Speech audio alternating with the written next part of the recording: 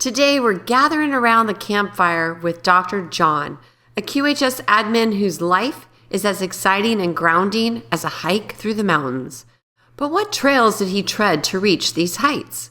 Let's trek into the wilderness and discover the adventures that led Dr. John to where he is today. So this is my prequel video. It's been a long journey. I started in 1961, probably 1960.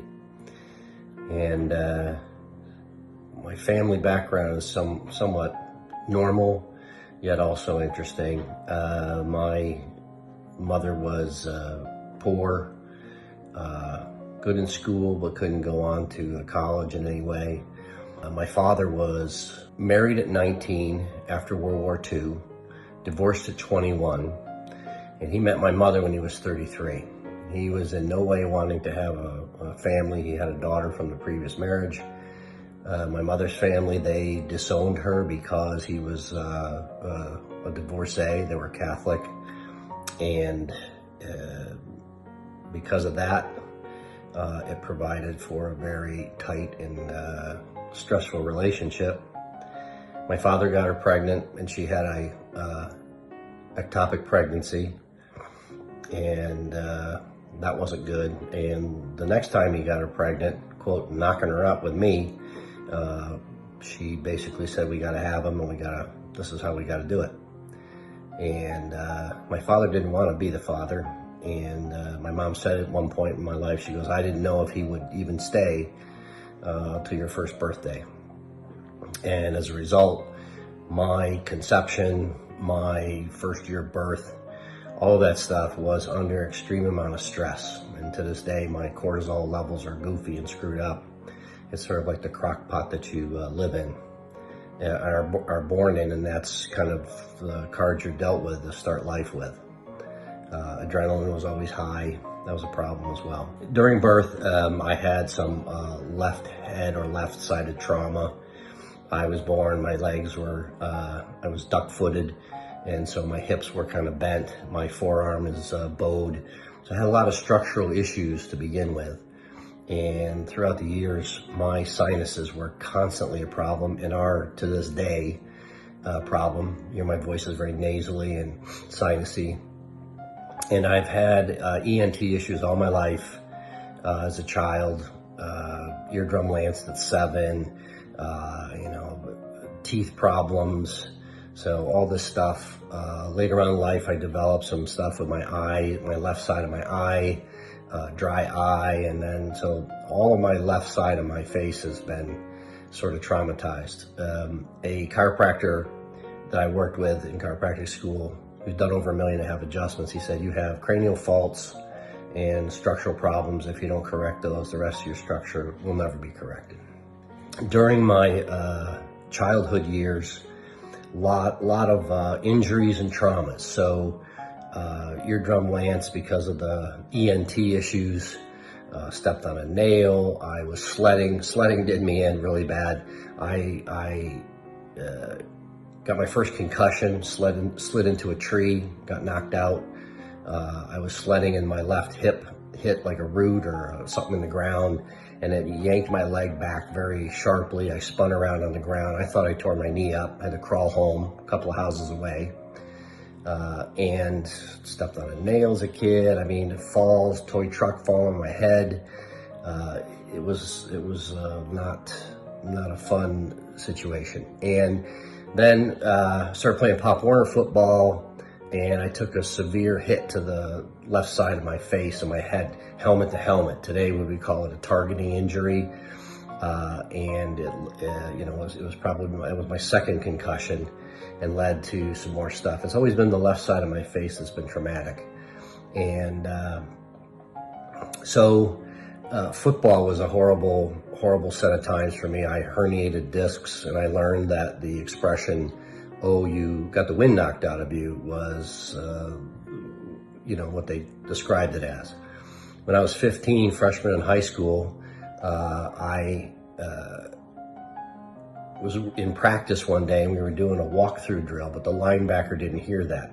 He ran in full speed, hooked my neck and head, flipped me over, spiked my head into the ground, and that caused a compression fracture C5, which I did not know until I was 33 years old in chiropractic school. The guy took my x-rays, he goes, "Hey, when'd you break your neck?"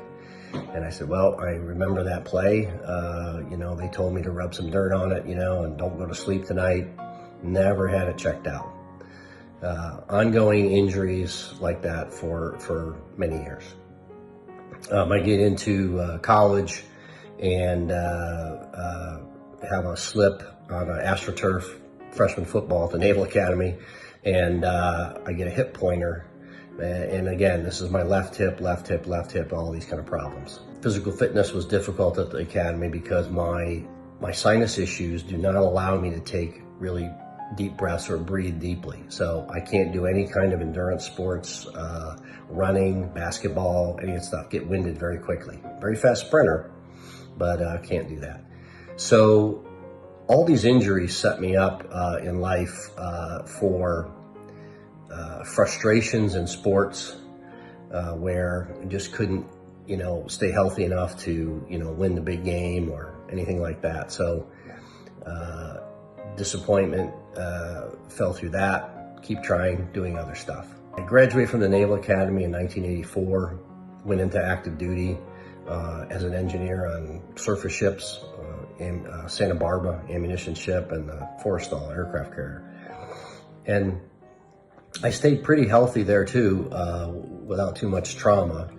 I did have a rib issue one time on the aircraft carrier in 1989, and the guy says, "Sleep it off." Well, I think it turned out to be another herniated disc. So as of today, I have had 8 concussions. I have 8 herniated discs. Both of my shoulders are destroyed from the football sports, adjusting as a chiropractor, some injuries. So the doctor recommended both shoulders be replaced. I can't take the time off, I can't do that. Other structural issues that I've learned over my lifetime and accumulated these cumulative traumas, bowed legs, scoliosis, had my hip replaced in 2017, left hip, and just all kinds of things. The neck is continuing to be a problem. Vision, because of the skull shape and everything, the stress on the optic nerves and things is bad. So I really kind of looking forward to the QHS system trying to resolve a lot of these kind of problems. What brought me to QHS was all these cumulative traumas and the hope that it would fix me. In 2013, I had my first car accident. I was rear-ended and herniated 2 discs there, and the rest of my body was hurt and everything. And I kind of suffered. In 2015, I had my first epidural in my neck, and for about 6 hours, I was pain-free. I could stand up tall. I could walk easy and great, and I felt so joyful with that. And that kind of a moment makes me think of just what the QHS is trying to promise, that these problems that we have are all going to be taken care of. And I am ready for that.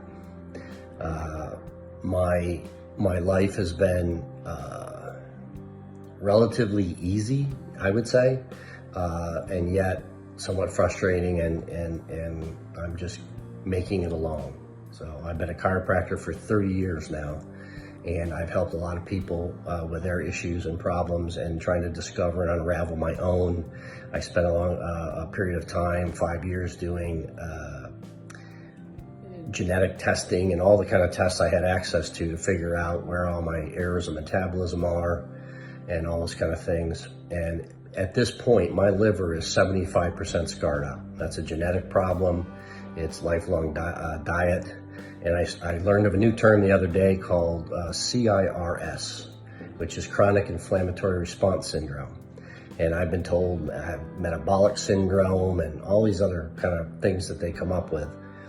And I'm hoping to have all of those problems corrected and resolved here in the coming months as we do this process. And I'd be very excited to be able to tell people about it, because I have all this documentation all my life, my Navy records, the VA stuff. I'm doing new MRIs and things like that to have as a current example to do for comparison and see before and after kind of stuff. So it has been a long journey, emotional roller coaster because of these injuries and frustrations with pain. The COVID era was goofy. I mean, I got sick in 19, 20, and 21, and each year it's the flu, people. It's not the vaccines. But I did lose 21 pounds and gained it all back each time. So that's a problem. I have hormone problems. I've been on hormone replacement therapy for 18 years. Look back at pictures of my father and his time and what he did. He was a telephone installer for 37 years. He'd do his job, come home, read the paper, fall asleep. He had no extra energy for anything. And watching his body shape and type over the years, I knew he was deficient in that too. So that's another genetic thing that I'm hoping is going to be resolved. The other thing that happens for me is my teeth are really bad. So I had 16 cavities my first trip to the dentist, and I've had mercury, amalgams for, every year for most of my life. I've had my mouth redone 3 different times, 92, 2000, and 2022. In 2022, I had all of the stuff taken out and put all new material, cubic zirconium and everything in there, and it got all good. And between whatever this COVID stuff is in the air that they're doing, my progressive sinus infection problems, I had to take prophylactic antibiotics for every one of the dental sessions to protect the hip. Allegedly, that's what they say. So now I have, antibiotic resistant sinus problems and developing dry mouth. And that's half related to my neck, all the trauma and loss of range of motion in my neck, and who knows what else. So I'm hoping all of that stuff is there to get resolved and taken care of. And I know what the feeling is like. So I think of that every day as my guide mark as to what it will really feel like to be pain-free and light and functioning correctly. I want that very, very badly, and so I am here to do that. And that's my story. That's what brought me to QHS. Look forward to seeing everybody get better and healthier. Join us on the Prequel, where every story matters and every voice is heard. Because here at QHS, we're all about healing, learning, and growing together.